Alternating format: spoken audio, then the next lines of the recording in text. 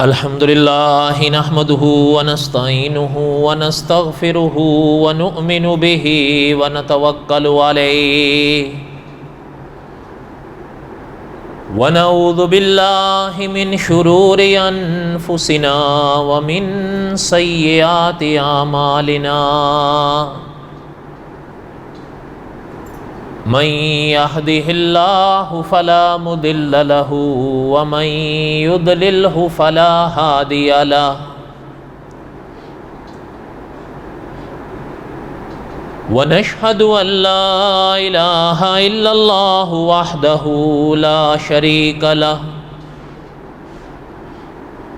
لا شريك له ولا مشير له ولا معين له ولا وزير له ونشهد أن محمدا سيد الرسل وخاتم الأنبياء المبعوث إلى جميع الخلق بشيرا ونذيرا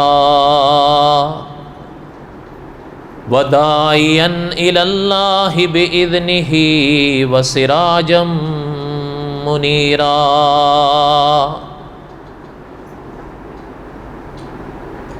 أما بعد أعوذ بالله من الشيطان الرجيم بسم الله الرحمن الرحيم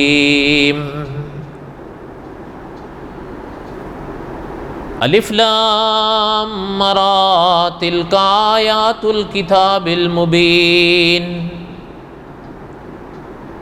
إنا أنزلناه قرآنا عربيا لعلكم تعقلون نحن نقص عليك أحسن القصص بما أوحينا إليك هذا القرآن وإن كنت من قبله لمن الغافلين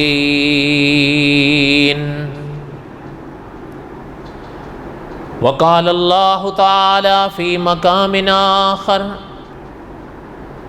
إن الله اصطفى آدم ونوحا وآل إبراهيم وآل عمران على العالمين ذرية بعضها من بعض والله سميع عليم وقال النبي صلى الله عليه وسلم الناس بنو آدم وآدم خلق من تراب وقال النبي صلى الله عليه وسلم أنه سيكون في أمتي كذابون 30 كلهم يزعم أنه نبي وأنا خاتم النبيين لا نبي بعدي صدق الله العظيم وصدق رسوله النبي الكريم ونحن على ذلك لمن الشاهدين والشاكرين والحمد لله رب العالمين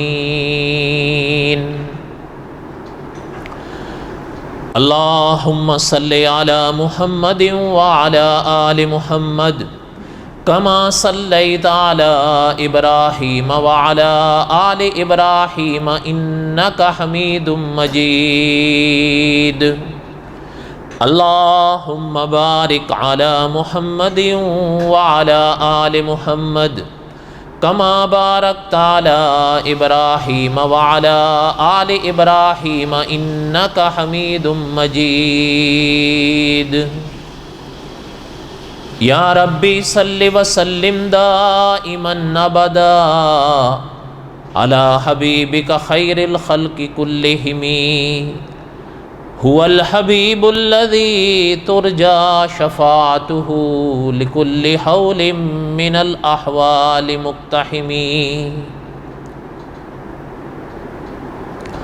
ہمہ قسم کی حمد و ثنا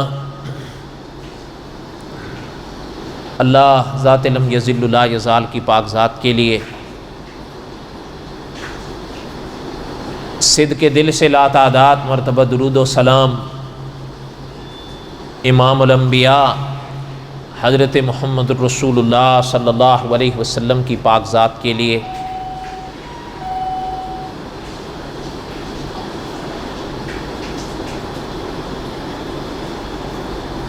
قصص الانبیاء علیہم الصلاۃ والسلام کے اسباق جمعے کے بیانات میں دہرا رہا تھا،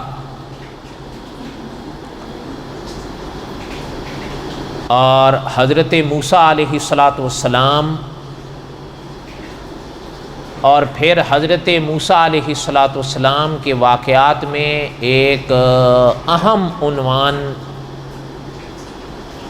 جو علماء نے کلام پاک اور احادیث طیبہ اور تاریخ کی روشنی میں لکھا، حضرت موسیٰ اور حضرت خضر کی ملاقات، وہ ہم پڑھ رہے تھے اور تفصیل سے اس واقعے کو ہم نے پڑھا، اور آخر میں بعض علماء نے مسائل سے گانا اور بعض علماء نے مسائل چہر گانا کا عنوان قائم کر کے 4 سوالات کے جوابات لکھے، ان کو بھی ہم نے سبقاً پڑھا، اور ان میں سے تیسرا چل رہا تھا ہمارا سوال اور اس کا جواب، اور تیسرا وہ سوال ایسا ہے کہ مفتی اعظم ہند و پاک محمد شفیع صاحب رحمۃ اللہ علیہ نے بھی لکھا ہے اپنی تفسیر میں کہ وہ عوام میں بھی چلا ہوا ہے، خواص میں تو زیر بحث آیا یا آتا تھا، اور کئی باتیں اس میں زیر بحث یا زیر قلم آئیں، عوام میں بھی چلتا رہا وہ، اور چلتا ہے اب بھی۔ وہ یہ کہ آیا حضرت خضر علیہ الصلاۃ والسلام اب بھی اس دنیا میں حیات ہیں یا اس دنیا سے پردہ فرما گئے؟ اس پر ہم نے کئی باتیں پڑھی، امید ہے کہ اس عنوان کا یہ انشاءاللہ آج اپنی بساط تک اختتام ہوگا، تاکہ پھر ہم حضرت موسیٰ علیہ الصلاۃ والسلام کے بقایا واقعات پڑھیں۔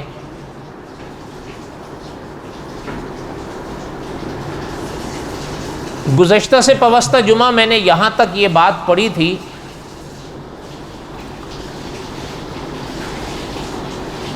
کہ علماء میں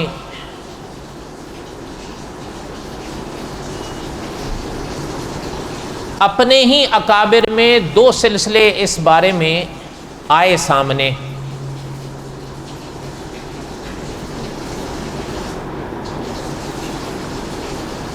ایک یہ کہ ایسے حضرات کی بھی کمی نہیں جنہوں نے یہ لکھا کہ حضرت خضر علیہ الصلاۃ والسلام اس دنیا سے پردہ فرما گئے اپنی عمر کو مکمل کر کے،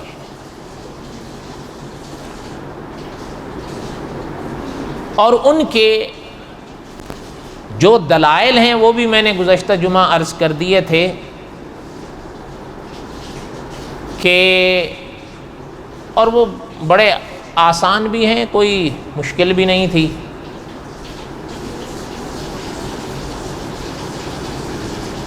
جیسے کہ وہ فرماتے ہیں کہ اللہ ذوالجلال والاکرام نے اپنے پاک کلام میں ارشاد فرمایا کہ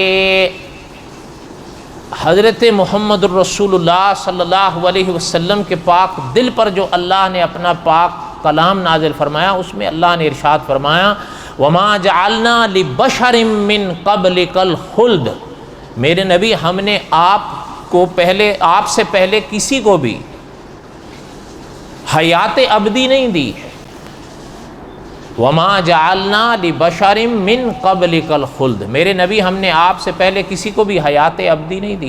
اب وہ حضرات یہ فرماتے ہیں کہ اس میں اللہ نے جو واضح فرمایا ہے کہ میرے نبی ہم نے آپ سے پہلے کسی کو بھی حیات ابدی نہیں دی، تو ہمیں حضرت خضر بھی آ گئے۔ اور پھر دوسری آیت وہ یہ بھی پیش فرماتے ہیں کہ وما محمد الا رسول قد خلت من قبلہ الرسل۔ وہ علماء یہ بھی فرماتے ہیں کہ یہ پاک آیت کی روشنی میں بھی پتہ یہی چلتا ہے کہ حضرت خضر اب اس دنیا میں حیات نہیں۔ پھر تیسری بات وہ یہ بھی فرماتے ہیں کہ کلام پاک میں اللہ نے ایک اور مقام پر ارشاد فرمایا وَإِذْ أَخَذَ اللَّهُ مِيثَاقَ النَّبِيِّينَ لَمَا آتَيْتُكُم مِّن كِتَابٍ وَحِكْمَةٍ۔ یہ جو پاک آیت ہے کلام پاک کی، یہ بھی واضح کرتی ہے کہ حضرت خضر اس دنیا میں نہیں، اگر ہوتے تو وہ علماء یوں لکھتے ہیں کہ حضرت خضر علیہ الصلاۃ والسلام چونکہ انبیاء میں ایسے ہیں علیہم الصلاۃ والسلام، یہ بحث بھی ہم نے پہلے پڑھ گئے اس لیے کہ مسائل سیگانہ میں دوسرا مسئلہ یہی تھا۔ اب جو علماء ان کی نبوت کے قائل رہے وہ یہی فرماتے ہیں کہ حضرت خضر علیہ الصلاۃ والسلام نے جو وعدہ وہاں فرمایا تھا، پھر اس وعدے کے مطابق حضرت خضر کو سرور کونین صلی اللہ علیہ وسلم کی حیات طیبہ میں حضور کے پاس آنا چاہیے تھا۔ حتیٰ کہ وہ یہ بھی فرماتے ہیں کہ مثلا بدر کا جہاد ہوا تو فرشتے تک آئے حضور کی مدد کے لیے، لیکن حضرت خضر آئے ہوں اس کا تو کوئی تذکرہ ذکر نہیں ملتا، نہ کلام پاک میں، نہ احادیث طیبہ میں، نہ تاریخ میں۔ تو وہ یہ فرماتے ہیں کہ یہ دلائل ہیں جو واضح کرتے ہیں کہ حضرت پھر ان کے دلائل میں سے ایک دلیل اور بھی ہے جو ہم نے گزشتہ جمعہ پڑھی کہ حضرت عبداللہ بن عمر رضی اللہ عنہما نے فرمایا تھا کہ ایک دن آپ صلی اللہ علیہ وسلم نے ایک رات عشاء کی نماز ہمیں پڑھائی، اور علماء نے لکھا ہے کہ یہ حضور علیہ الصلاۃ والسلام کے اس دنیا سے پردہ فرمانے کے ایک ماہ پہلے کا واقعہ ہے۔ وہ فرماتے ہیں کہ آپ صلی اللہ علیہ وسلم نے، اگر ان بچوں کو ایک طرف کر دیں، یہ باتیں کر رہے ہیں لگاتار، میری توجہ بٹ رہی ہے بار بار، ایک کو ادھر بٹھا دیں ایک کو ادھر بٹھا دیں، نہیں یہیں بیٹھے رہیں لیکن ایک کو ادھر کر دیں تو بس پھر ٹھیک ہے۔ اللہم صلی علی سیدنا مولانا محمد وعلی آل سیدنا مولانا محمد وبارک وسلم وصلی علیہ۔ وہ فرماتے ہیں کہ حضرت عبداللہ بن عمر رضی اللہ عنہما فرماتے ہیں کہ سرور کونین صلی اللہ علیہ وسلم نے ایک رات عشاء کی نماز ہمیں پڑھائی، اور اس موقع پر حضور نے فرمایا کہ آج اس زمین پر جو لوگ بھی زندہ ہیں وہ 100 سال کے بعد اس زمین پر زندہ نہیں رہیں گے۔ اب وہ علماء فرماتے ہیں کہ یہ حدیث بھی اس بات کی دلیل ہے کہ اگر اس وقت تک حضرت خضر تھے بھی تو وہ فرماتے ہیں اس حدیث کے بعد پھر جو قرن پورا ہوا، 100 سال پورا ہوا، تو پھر اس حدیث کے مطابق وہ بھی چلے۔ تو بہرحال یہ تو خلاصہ میں نے پڑھا، اس کی تفصیلات ساری گزشتہ سے پیوستہ میں نے جمعہ پڑھ لی تھی، اور اس موقع پر میں نے عرض کیا تھا کہ یہ بھی ہمارے اکابر ہیں، اور علماء میں ہی ایک اور سلسلہ چلتا ہے سرور کونین صلی اللہ علیہ وسلم کی امت میں، جن کو علماء صوفیاء کہا جاتا ہے، جو آثار الاحسان کے علماء ہوتے ہیں۔ وہ فرماتے ہیں کہ بات یہ ہے کہ یہ دلائل سارے سر آنکھوں پر ہیں، اور اپنا کلام پاک اور احادیث طیبہ سر آنکھوں پر ہیں، البتہ وہ یہ فرماتے ہیں کہ حضرت خضر اب بھی اس دنیا میں زندہ ہیں۔ اچھا، یہ بات بھی بڑی دلچسپ ہے کہ مولانا ادریس کاندلوی رحمۃ اللہ علیہ نے لکھا ہے جو پہلا مسئلہ ہے نا، اس میں تو علماء دو طرف ہیں، یعنی حضرت خضر کی حیات پر بھی ہیں اور حضرت خضر کی وفات پر بھی ہیں، لیکن مولانا ادریس کاندلوی رحمۃ اللہ علیہ لکھتے ہیں کہ سرور کونین صلی اللہ علیہ وسلم کی امت میں جو صوفیاء کا طبقہ ہے، جنہیں آثار الاحسان کے علماء کہتے ہیں، حضرت نے لکھا ہے کہ وہ سارے کے سارے اس پر متفق ہیں کہ حضرت خضر حیات ہیں، ان میں کوئی اختلاف نہیں۔ اب بات یہ میں نے عرض کی تھی گزشتہ سے پوستہ جمعہ کہ جب یہ جو دلائل کا خلاصہ میں نے دہرایا ہے یہ 2 اور 2 4 کی طرح ہے، تو صوفیاء میں بھی بڑے بڑے علماء، بڑے بڑے اکابر گزرے ہیں، کیا ان کو یہ دلائل ان کے سمجھ نہیں آ رہے تھے؟ تو واضح بات ہے کہ جب آپ اور ہم اتنی آسان مسائل کو یا دلائل کو سمجھ سکتے ہیں تو وہ کیسے نہیں سمجھے ہوں گے؟ تو ان دلائل کو مانتے ہوئے، سر آنکھوں پہ رکھتے ہوئے، اس کے باوجود وہ حضرت خضر کی حیات کے قائل کس طرح رہے؟ مولانا ادریس کاندلوی رحمۃ اللہ علیہ لکھتے ہیں کہ وہ اکابر جنہیں صوفیاء کہا جاتا ہے وہ سارے کے سارے اس مسئلے پر اکٹھے ہیں کہ حضرت خضر حیات ہے، اور رہ گئے یہ دلائل جو وہ علماء جو حضرت خضر کی وفات کے قائل ہیں،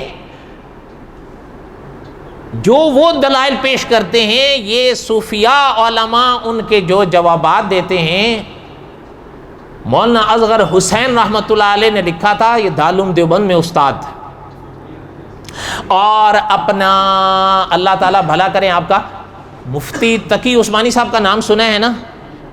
بولو تو صحیح۔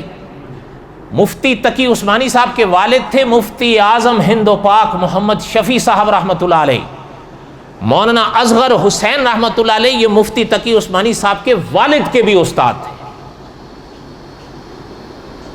محترم نے لکھا ہے کہ جتنے بھی ان حضرات نے دلائل دیے ہیں جو حضرت خضر کی حیات کے قائل نہیں، وہ فرماتے ہیں ان میں سے کوئی بھی دلیل ایسی نہیں ہے جس کا جواب ناممکن اور مشکل ہو۔ ناممکن تو اگلا مرغ کہ مشکل ہو یہ بھی نہیں ہے، اور انہوں نے ان دلائل کے جواب بھی لکھے۔ مثلا وہ یہ فرماتے ہیں کہ اپنا جیسے نا کہ اللہ تعالیٰ کا یہ فرمان جو سب سے پہلے پیش کیا، وَمَا جَعَلْنَا لِبَشَرٍ مِّن قَبْلِكَ الْخُلْدَ، میرے نبی ہم نے آپ سے پہلے کسی کو بھی دائمی یا ابدی حیات نہیں دی ہے۔ مولانا اصغر حسین رحمۃ اللہ نے فرمایا اگر اس پاک آیت کا یہی معنی ہے کہ اس کے تحت حضرت خضر کو بھی لازماً فوت شدہ ماننا ضروری ہے، تو پھر حضرت عیسیٰ کے بارے میں کیا کہیں گے؟ نہیں سمجھ آئی بات آپ؟ کیونکہ وہ فرماتے ہیں وَمَا جَعَلْنَا لِبَشَرٍ مِّن قَبْلِكَ الْخُلْدَ، جب اس کا یہ معنی ہے تو پھر اس آیت کے ہوتے ہوئے پوری امت کا اجماع ہے کہ حضرت عیسیٰ حیات ہے۔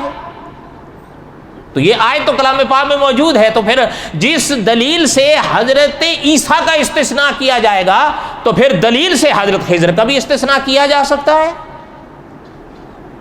دیکھنا تو یہ ہے کہ دوسری مثلا وَمَا جَعَلْنَا لِبَشَرٍ مِّن قَبْلِكَ الْخُلْدَ یہ آیت موجود ہے، تو آخر حضرت عیسیٰ کو تو ساری امت زندہ مانتی ہے۔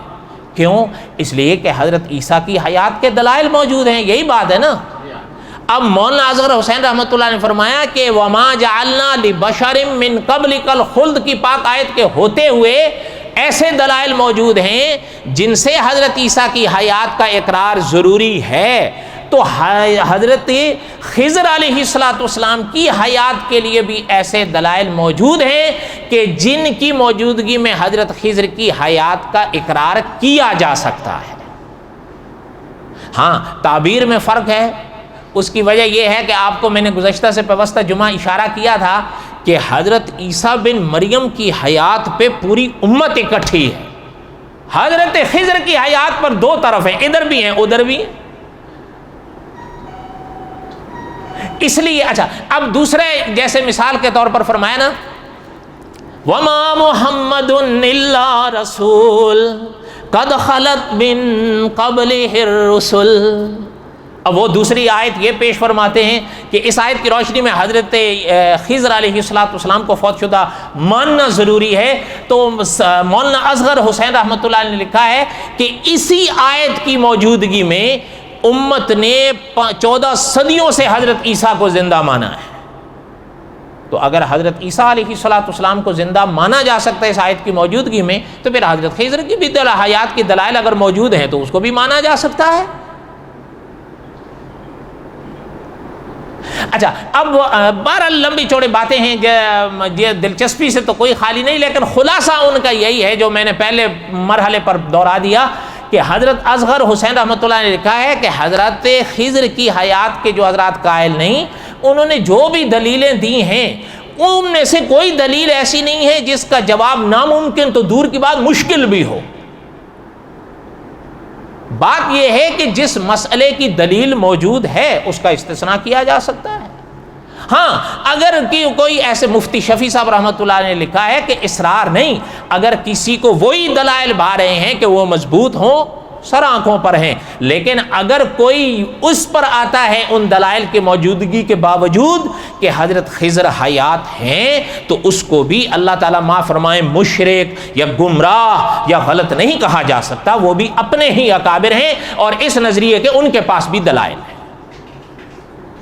حضرت عیسیٰ بن مریم کا مسئلہ بہت مضبوط ہے، یہ یاد رہے۔ اس کی وجہ یہ ہے، میں نے پہلے عرض کیا، حضرت عیسیٰ کی حیات پر حضور کی پوری امت متفق ہے، اس میں کوئی بحث نہیں ہے۔ حضرت عیسیٰ بن مریم کی حیات پر اور حضرت کے اس دنیا سے قیامت سے پہلے اس دنیا میں واپس آنے پر حضور کی امت کا اجماع ہے، اور اسلام کے دلائل میں سے حضور کی امت کا اجماع مستقل دلیل ہے۔ لیکن حضرت خضر کی حیات پر حضور کی امت کا اجماع نہیں ہے، علماء دونوں طرف ہیں۔ لیکن یہ دلائل یا یہ باتیں دہرانے کا مقصد یہ ہے، اگر کوئی آپ کے سامنے یہ کہہ دیں کہ حضرت خضر حیات ہیں تو اسے الجھنے کی ضرورت نہیں ہے، یہ بھی اپنے ہی اکابر کا مسلک ہے اور وہ بھی دلائل دیتے ہیں۔ ہاں اب اس پر جو دلائل صوفیاء حضرات نے دیے وہ یہ، مولانا ادریس کاندلوی رحمۃ اللہ نے لکھا ہے کہ جتنے خدا کے ولی گزرے ہیں ان میں سے ایک نہیں سینکڑوں یہ فرماتے ہیں کہ ہماری حضرت خضر سے ملاقات ہوئی ہے۔ تو مولانا ادریس کاندلوی رحمۃ اللہ نے لکھا ہے وہ اتنے زیادہ ہیں کہ ان کے مجموعے کو جھوٹا نہیں کہا جا سکتا۔ حضرت نے لکھا اس کی وجہ یہ ہے کہ علماء صدیوں سے اس چیز کے قائل رہے ہیں کہ صوفیاء جو حضور کی امت میں ہیں جھوٹ نہیں بولتے۔ ہمیں ان کی کوئی بات اوپری لگے، ہو سکتا ہے کبھی کبھی وہ جس مقام پر کھڑے ہو کر جو نظارے کرتے ہیں آپ اور ہم اس سے محروم ہوتے ہیں، اس لیے ہمیں انوکھے لگتے ہیں، یہ کیسے ہو سکتا ہے؟ لیکن مولانا امین اکاڑوی رحمۃ اللہ علیہ کا جملہ اس موقع پہ یاد کر لیا کریں، حضرت فرمایا کرتے تھے کس سے نہیں ہو سکتا ہے؟ آپ سے، ہم سے نہیں ہو سکتا، یا اللہ سے بھی نہیں ہو سکتا۔ کوئی بات آپ کو سمجھ میں آ رہی ہے میرے ہانگ کانگ کے خوش نصیبوں؟ بڑے ڈھیلے بولتے ہو۔ بہرحال مولانا ادریس کاندلوی رحمۃ اللہ علیہ نے لکھا، جو دوسرے حضرات ہیں نا جو حضرت خضر کی حیات کے قائل نہیں، وہ یہ فرماتے ہیں کہ صوفیاء نے جو دلائل حضرت خضر کی حیات پر دیے ہیں وہ کمزور ہیں، وہ مضبوط نہیں ہے۔ اس سے مراد ان کا سندن یا متنن عبارات کے حوالے سے یہ جواب ہے۔ لیکن مولانا ادریس کاندلوی رحمۃ اللہ علیہ نے لکھا ہے اس میں کوئی شک نہیں کہ وہ دلائل کمزور ضرور ہیں، لیکن حضرت نے لکھا ہے کمزور ہیں، ضعیف ہیں، سارے کے سارے موضوع یا من گھڑت نہیں ہیں۔ اور حضور علیہ الصلوۃ والسلام کی امت کبھی بھی ضعیف دلیل کے قطعاً مطلقاً منکر نہیں ہوئے کہ ضعیف کا انکار ہی کر دیا جائے۔ ہاں مفتی تقی عثمانی صاحب یا دوسرے جیسے حضرات اور حضرات بھی گزرے ہیں، انہوں نے لکھا ہے یہ عین ممکن ہے ایک دلیل ضعیف ہو، لیکن جب کئی ضعیف ملیں گی تو پھر ایک مقام پیدا کر لیں گی۔ اس لیے وہ اب مثال کے طور پر ایک بات ہے، سرور کونین صلی اللہ علیہ وسلم کی امت میں علامہ جزری رحمۃ اللہ علیہ گزرے ہیں۔ اچھا کبھی آپ تاریخ کے پنوں میں پڑھیں، یہ آپ صلی اللہ علیہ وسلم کی امت میں عجیب عالم گزرے ہیں۔ ان کا اپنا نام بھی محمد تھا، والد کا نام بھی محمد تھا، دادا کا نام بھی محمد تھا۔ مشہور علامہ جزری پر ہوئے۔ ان کی کتاب الحسن الحسین من کلام سید المرسلین صلی اللہ علیہ وسلم، حضور کی دعاؤں پر پوری کتاب اکٹھی کی انہوں نے، جو دعائیں حضور نے پیدائش سے لے کر دفن تک امت کو تعلیم کی ہیں، ان پر پوری کتاب لکھی۔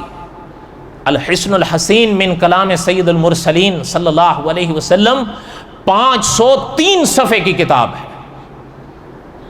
اور اگر جہاں تک مجھے یاد آ رہا ہے، علامہ سید سلیمان ندوی رحمۃ اللہ علیہ نے لکھا ہے کہ اتنی دعائیں اکٹھی ہونا یہ حضور ہی کا صدقہ ہے۔ کوئی مرحلہ ایسا نہیں ہے کہ جس مرحلے پر حضور نے دعا نہ سکھائی ہو۔ اور یہ یاد رہے ایک بات، اگر یاد رکھ سکیں تو، علماء سہارنپور لکھتے ہیں حضور کی جو سنتیں ہوتی ہیں نا وہ مختصر ہوتی ہیں، آسان ہوتی ہیں، اللہ کی درگاہ میں مقبول ہوتی ہیں۔ یہ مشکلات ساری آپ نے میں نے گڑھی ہوئی ہیں، وہ ساری کئی مشکلات کو ہم نے اللہ معاف فرمائے بدعات تک پیدا کر دیا ہے، بدعات تک پہنچا دیا ہے۔ یہ کتاب بڑی جامع ہے، اگر آپ اردو میں اس کا ترجمہ کر دیا گیا ہے، اگر آپ منگوا سکیں تو اس کو منگوائیں، انگلش میں بھی ہے، اب اردو میں بھی ہے، آپ اس کو پاس رکھیں۔ پیدائش یعنی بچے کی پیدائش سے لے کر دفن تک انسان کے ایک ایک مرحلے کی دعا جو حضور نے سکھائی ہے اس میں درج ہے۔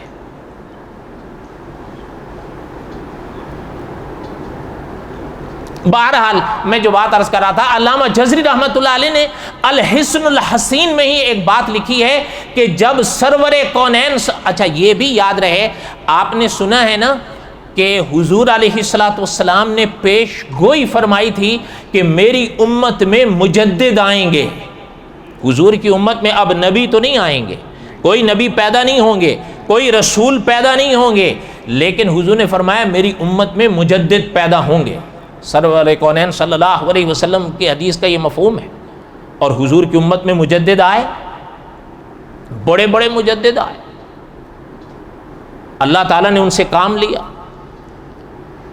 علامہ جزری رحمۃ اللہ علیہ کو حضور کی امت کے علماء نے مجددین میں شمار کیا ہے۔ علامہ جزری رحمۃ اللہ، اچھا اور ایک یہ بھی بات ہے کہ علماء نے لکھا ہے کہ علامہ جزری رحمۃ اللہ علیہ نے مقدمے میں لکھا ہے کہ ہم اس کتاب میں وہی حدیث اور وہی بات درج کرتے ہیں جو صحیح ہے۔ یہ بات سمجھ میں آئی ہے؟ اب اگلی بات سنیں جس کی وجہ سے میں یہ سنا رہا ہوں۔ علامہ جزری رحمۃ اللہ علیہ لکھتے ہیں کہ سرور کونین صلی اللہ علیہ وسلم نے جب اس دنیا سے پردہ فرمایا، یہ بات قصص الانبیاء کے آخر کی ہے لیکن ابھی موقع کی مناسبت میں ذکر کر رہا ہوں، ہو سکتا ہے آپ میں سے کئیوں نے پڑھی ہو، سنی ہو۔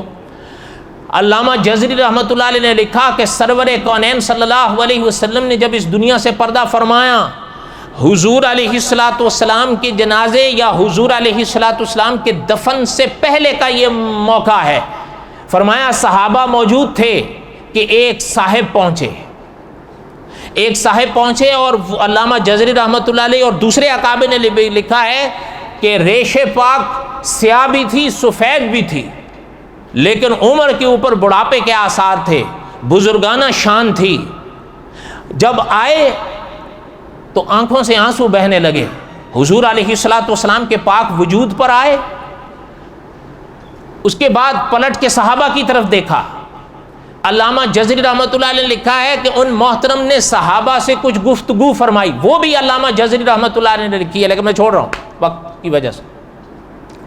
فرمایا جب وہ بات اپنی کر چکے، اس بات کا خلاصہ یہ ہے کہ محترم نے صحابہ کو صبر کی تلقین کی ہے، اس لیے کہ صحابہ کے لیے اس موقع پر اس سے بڑا غم اور کوئی نہیں تھا جب سرور کونین صلی اللہ علیہ وسلم نے اس دنیا سے پردہ فرمایا۔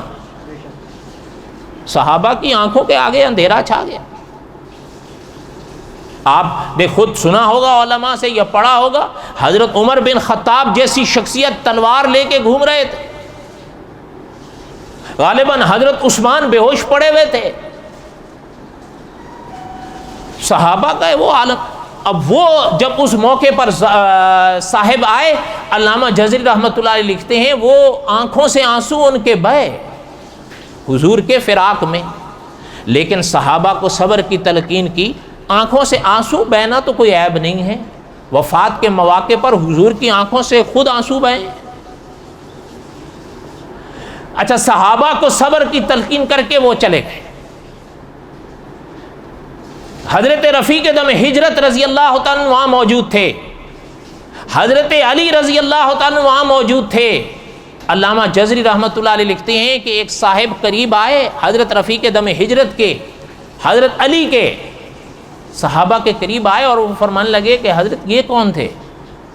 علامہ جزری رحمۃ اللہ علیہ نے لکھا ہے حضرت علی رضی اللہ تعالیٰ نے فرمایا حضرت خضر تھے. سبحان اللہ نہیں کہنا؟ نہیں ضرورت ہی نہیں ہے. سبحان اللہ کہنے کی کیا ضرورت ہے؟ آپ اتنی تکلیف کیوں کرو گے؟ آپ تو کہہ دو سبحان اللہ. ویسے مشکل ہے سچ بتانا, سمجھ میں نہیں آ رہا یا انوکھا لگ رہا ہے؟ انوکھا لگ رہا ہے, لیکن یہ ہے تو صحیح.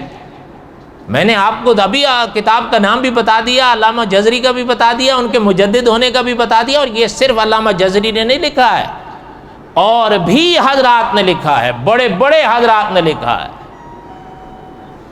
اگر سند پر بحث ہے تو مولانا ادریس کاندھلوی رحمۃ اللہ نے لکھا ہے کہ سند کمزور صحیح لیکن موضوع من گھڑت تو نہیں ہے.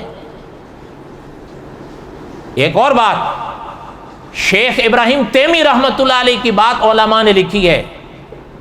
سید اصغر حسین رحمۃ اللہ نے لکھا کہ یہ حضرت کے ابھی جملے ملتے ہیں.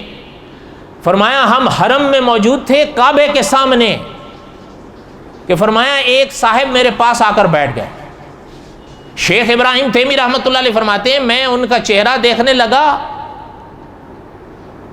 تو مولانا اصغر حسین رحمۃ اللہ علیہ نے حیات خضر میں لکھا ہے کہ محترم فرماتے ہیں ہم نے ایسا چہرہ کبھی نہیں دیکھا, اتنے خوبصورت. لیکن یہ حضور کے اس دنیا سے پردہ فرمانے کے بعد کی بات ہے.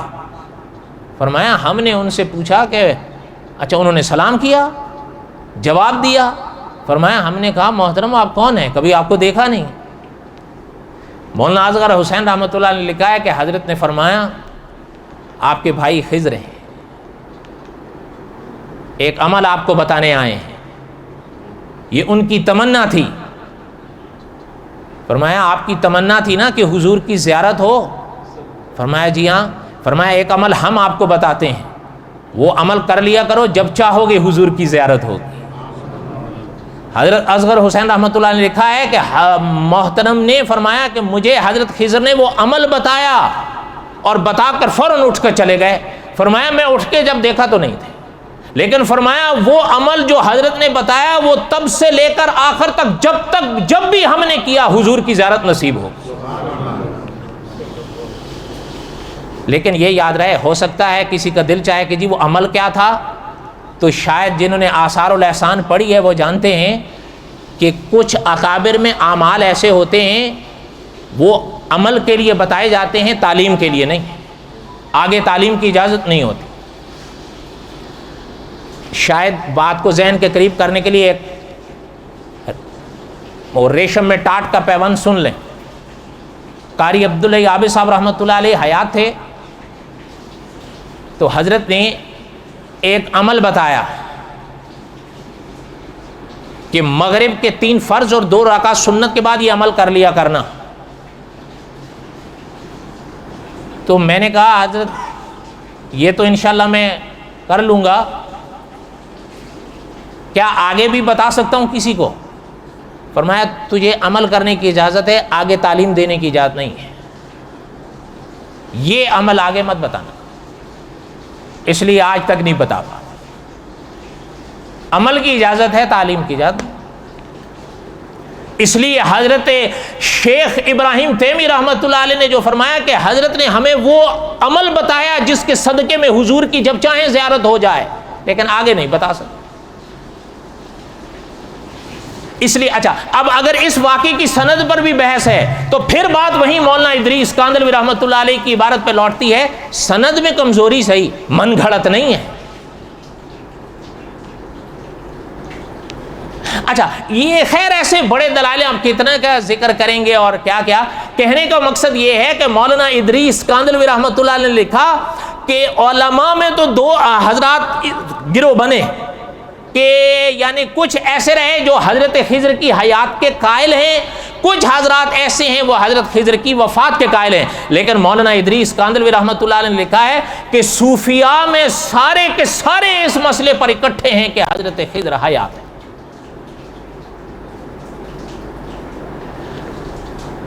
اب بات آئیے وہاں پر جہاں پر 2 جمعے سے رک رک کے چل رہی تھی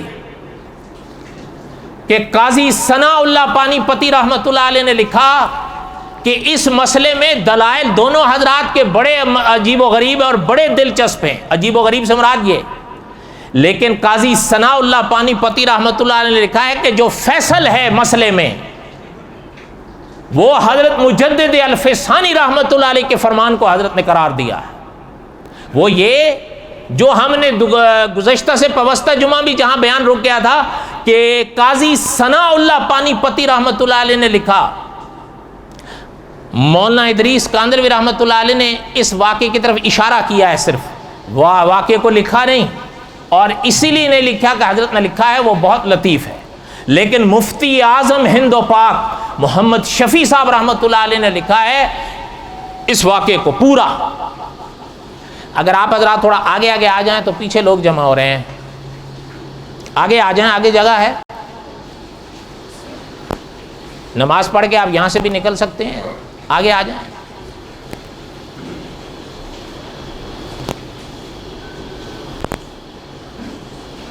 کیونکہ سارا رش پیچھے جمع ہو رہا ہے.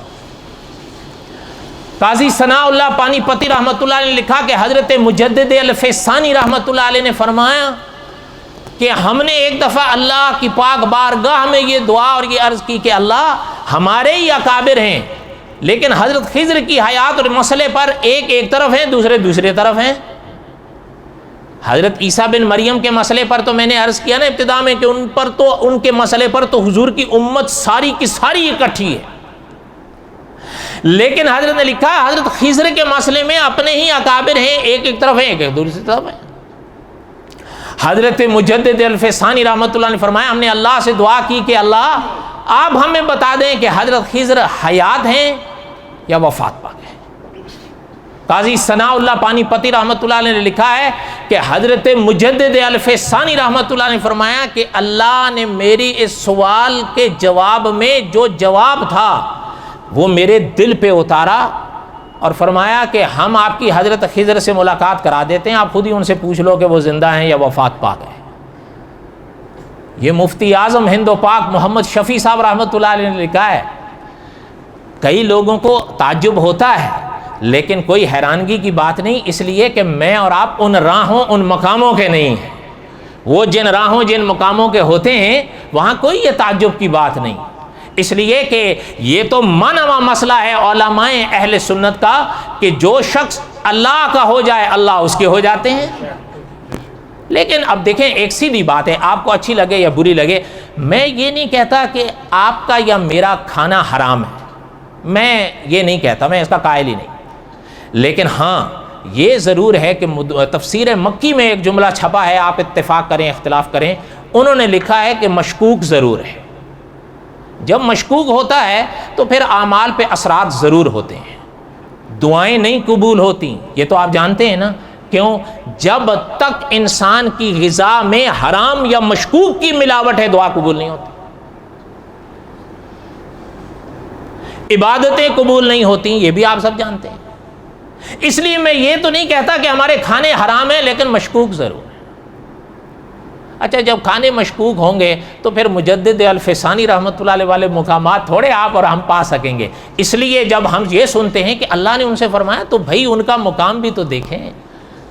یہ وہی تو تھے جن کے لیے اقبال مرحوم نے لکھا تھا کہ گردن نہ جھکی جس کی جہانگیر کے آگے. وہ ہر شخص تو نہیں ہوتا. یہ پتہ ہے آپ حیران ہوں گے ان کے زمانے میں بھی یہ مسئلہ چلا تھا جو آپ کے بنا رہے. اب تو خیر تھوڑا وہ ہو گیا، ورنہ آپ کو وہ دور یاد ہی ہوگا شیعہ کے حوالے سے جو مسئلہ بر صغیر میں اٹھا، بلکہ پھر پوری دنیا میں، کہ آیا یہ مسلمان ہیں یا کیا بلا ہیں. حضرت مجدد الفسانی رحمۃ اللہ علیہ کے زمانے میں بھی یہ اٹھا تھا. تو کہنے کا مقصد یہ ہے یہ بڑے حضرات تھے، اگر ان کو اللہ پاک کی طرف سے یہ جواب آیا ہو تو کوئی حیرانگی کی بات نہیں، ان کے دل روشن تھے، عقیدے مضبوط تھے۔ فرمایا جب اللہ نے ہمیں یہ جواب دیا تو فرمایا کشف ہوا۔ کشف یہ آثار الاحسان کے علماء کی اصطلاحات میں سے ایک اصطلاح ہے، میں اور آپ نہیں سمجھیں۔ علامہ خالد محمود صاحب رحمۃ اللہ علیہ نے آثار الاحسان میں تصوف کی 42 اصطلاحات لکھی ہیں، ان میں سے ایک اصطلاح کشف ہے۔ فرمایا کشف ہوا، فرمایا اس کشف کی حالت میں حضرت خضر ہمارے سامنے آئے، فرمایا ہماری ملاقات ہوئی ان سے، فرمایا ہم نے ان سے پوچھا کہ حضرت ہمارے یا اکابر ہیں آپ کے بارے میں الجھتے ہیں، یعنی علمی لحاظ سے گفتگو کرتے ہیں، کوئی فرماتے ہیں آپ حیات ہیں، کوئی فرماتے ہیں اس دنیا سے اپنی عمر پوری کر کے چلے گئے، آپ مجھے بتا دیں، میں نے اللہ سے دعا کی تھی، اللہ نے فرمایا ہم آپ سے ملاقات کرا دیتے ہیں، آپ پوچھ لو، آپ بتا دیں کہ آپ حیات ہیں یا وفات پاک ہیں۔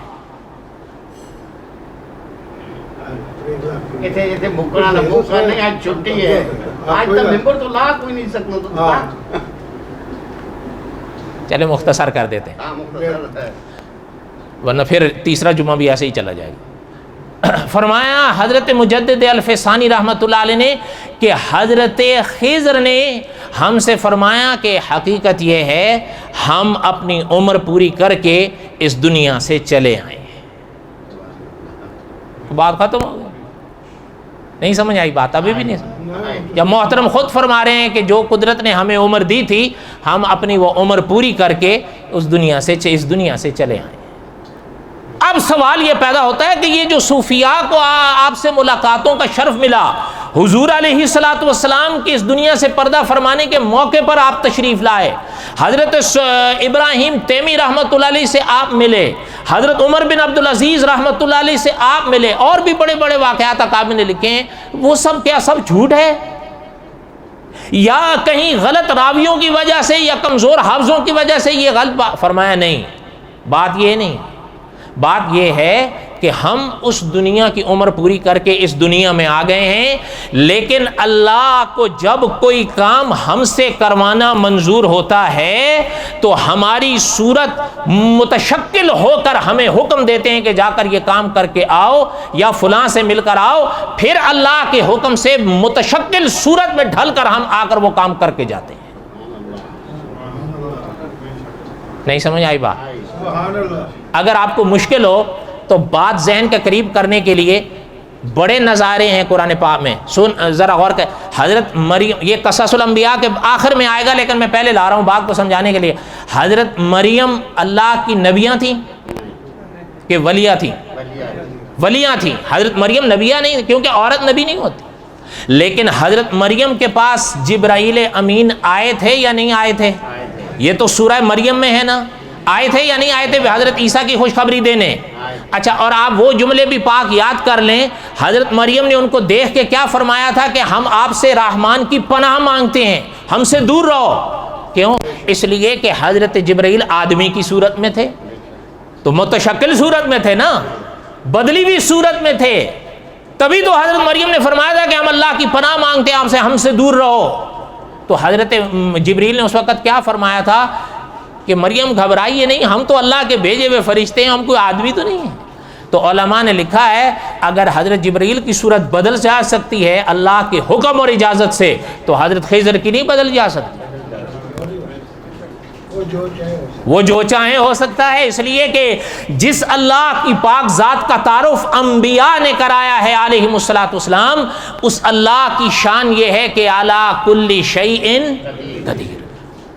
اس لیے حضرت نے فرمایا ہاں، اور یہ ایک یاد رہے، اب یہ اگر سوال پیدا ہوتا ہے کہ وہ تو اس دنیا سے چلے گئے تو پھر اس دنیا میں آنا، تو یاد رہے علامہ خالد محمود صاحب رحمۃ اللہ علیہ نے ابقات اپنی کتاب میں مستقل عنوان قائم کیا ہے کہ عالم برزخ کے مسافر کئی بار اس دنیا میں دیکھے گئے ہیں، لیکن وہ دیکھنے والے خاص ہوتے ہیں، میں اور آپ نہیں ہوتے۔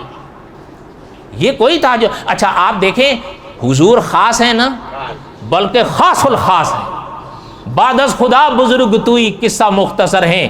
حضور چل رہے تھے، مقام حیات میں ہیں، حضور نے فرمایا ہم نے حضرت ہود کو دیکھا کہ احرام باندھ کے حرم جا رہے ہیں، آگے چل کے وہ حدیث پاک آئے گی، حضور نے فرمایا ہم نے اللہ کے کلیم کو کھڑے ہوئے نماز پڑھتے ہوئے دیکھا ہے، اور حضور نے فرمایا ہم نے انہیں سرخ ٹیلے کے پاس دیکھا ہے، اور حضور نے فرمایا ہم نے حضرت موسیٰ کو دیکھا سواری پر لبیک کہتے کہتے حرم آ رہے ہیں۔ اب میں آپ سے پوچھتا ہوں، کیا یہ عالم برزخ کے مسافر نہیں ہیں سارے؟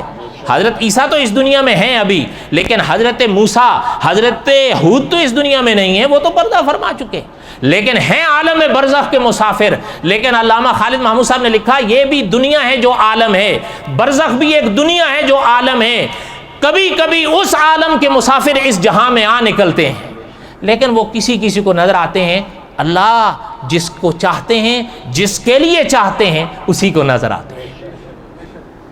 اس لیے اگر حضرت خضر نے فرمایا جب اللہ کو منظور ہوتا ہے کوئی کام ہم سے کروانا تو متشکل صورت میں ڈھل کر ہم آ کر وہ کام کرتے ہیں، یہ اللہ کا حکم ہے، وہ کر دیتے ہیں۔ بات سمجھ آئی؟ آخری بات، میری باتیں ختم ہوتی نہیں، ناراض تو نہیں ہو؟ اس دن ایک دوست مجھ سے ایک یہاں بات پوچھ رہے تھے، مجھے یاد آئی لیکن وہ سے مثالی بات ہے، میں اس پر بات نہیں کر رہا۔ اس دنیا میں جنات ہیں نا، اور بولو تو صحیح، جنات کے وجود کا اقرار ایمان کے لیے ضروری ہے، یہ یاد رہے۔ اب لوگ انکار کرنے لگے ہیں، حالانکہ علماء عقائد نے لکھا ہے جس طرح فرشتوں کا اقرار ایمان کے لیے ضروری ہے، جنات کے وجود کا اقرار بھی ایمان کے لیے ضروری ہے۔ کلام پاک کی صورتوں میں صورت جن نہیں ہے تو انکار کر کے تعویلوں میں ڈھلو گے، ظاہر کو پھیرو گے، کلام کو نہ نظر آنا کون سی بات ہے؟ یہ کوئی دلیل ہے؟ آپ نے اور میں نے آج تک روح دیکھی ہے؟ کبھی دیکھو گے؟ سوال ہی نہیں پیدا ہوتا۔ لیکن روح کسی نے دیکھی نہیں تو کیا کریں گے؟ روح کا انکار کریں گے؟ جبکہ یسألونک عن الروح قل الروح من امر ربی، یہ خود قرآن میں ہے۔ اکابر نے لکھا ہے آبادی میں یہ جو جنات ہیں نا، اللہ کی مخلوق ہے، آبادی میں 5 شکلیں بدل سکتے ہیں، 6ٹھی نہیں بدل سکتے، 5 تک ان کی اجازت ہے، ان کو یہ 5 کے روپ دھار لیتے ہیں، اور یہ مانی ہوئی بات ہے، اس میں کوئی بحث بھی نہیں ہے کہ یہ شکلیں بدل لیتے ہیں۔ اچھا، اب اکابر نے لکھا جنات شکلیں بدلتے ہیں اللہ کی اجازت سے ہی بدلتے ہیں نا، 6ٹھی کی اجازت نہیں بدل سکتے۔ تو اگر حضرت خضر کی صورت بدل کے وہ آ کر اللہ کے حکم کو پورا کرتے ہیں تو کوئی تعجب کی بات ہو جاتی۔ دجال کی جو احادیث حضور علیہ الصلوۃ والسلام نے بیان فرمائیں، اس موقع پر حضور نے فرمایا کہ ایک وقت آئے گا کہ دجال میرے ایک امتی کو جو رجل من خیر الناس ہوں گے ان کو قتل کر دے گا، قتل کرنے کے بعد پھر زندہ کر دے گا۔ کہ اب بولو، حضور نے فرمایا وہ فرمائیں گے ہمیں پورا یقین ہے کہ تو وہی ہے جس کی خبر ہمیں محمد الرسول اللہ نے دی تھی صلی اللہ علیہ وسلم، اب وار کر۔ حضور نے فرمایا اب وہ وار کرے گا دجال، لیکن اس پر وار نہیں چلے گا۔ حضور نے فرمایا رجل خیر منا، وہ اس زمانے کے سب سے بہترین لوگوں میں ہوں گے، اس زمانے کے سب سے بہترین لوگوں میں وہ ہوں گے۔ علماء حدیث نے شرح میں لکھا ہے کہ وہ اور کوئی نہیں، حضرت خضر ہی ہوں گے۔ اس لیے اگر کہیں راہوں پہ مل جائیں تو خوش نصیبیاں صحیح، انکار ضروری نہیں ہے، لیکن وہ ہر ایک کا نصیب نہیں ہوتا۔ بہرحال اب انشاءاللہ مسائل سیگانہ میں سے آخری رہ گئی ہے جسے تکوین کہتے ہیں، وہ انشاءاللہ آئندہ۔ میں نے آپ کا بہت وقت لیا، معذرت، وما علینا الا البلاغ المبین۔ سنتیں پڑھ